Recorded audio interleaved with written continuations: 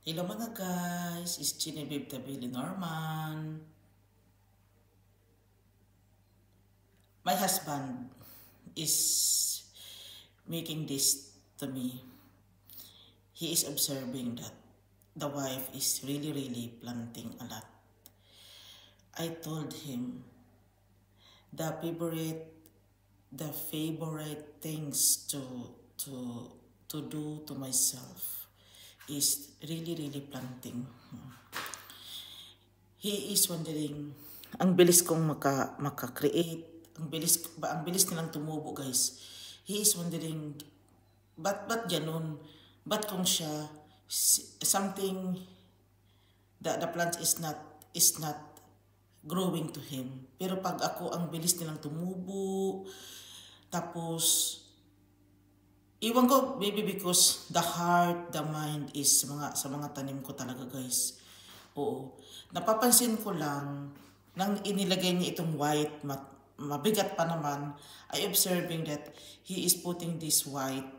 Nabigatan ako talaga kasi nagpatulong siya sa akin.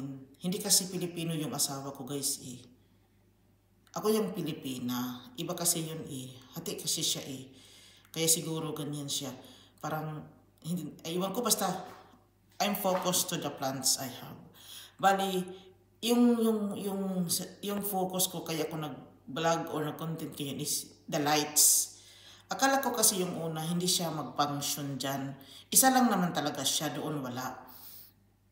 Yun lang. Dito lang yung lights, what I mean. Pero, napapansin ko, na parang kahit walang lights doon, tumubo din naman sila. Iwan ko, may magic siguro or ano ba. Pero dito talaga yung ano, yung pinaka lights niya ba para tumubo talaga yung mga ano ko, yung para bang lights sila for seedling. Ang una talaga I confused or hindi ako sure.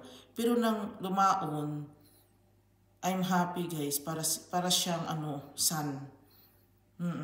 Good for the plants. Good for the plants.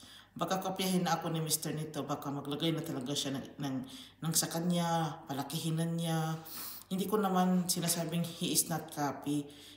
Ako nga yung ano sa kanya, ano ba yun?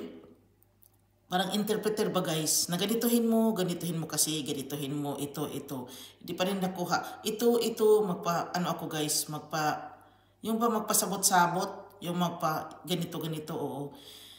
Tapos guys, nang simulan ng ilagay niya dyan, ngayon lang kasi niya nailagay ito ngayong taon, tapos April, Matagal na kasi ako dito sa bansa nila, tapos yung una, nilagay talaga niya glass house for planting, Tapos yung boxes, nilagay niya yun for planting because of me.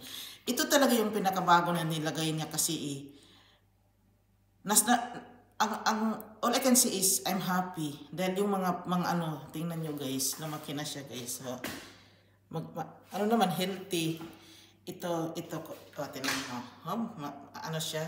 Ito guys, yung ano ko, yung made in China, pak choy. Nasayahan talaga ako guys. Nasayahan talaga ako sa result sa nangyayari dito sa lights na ito. At saka sa table, siguro nag-perfect siya.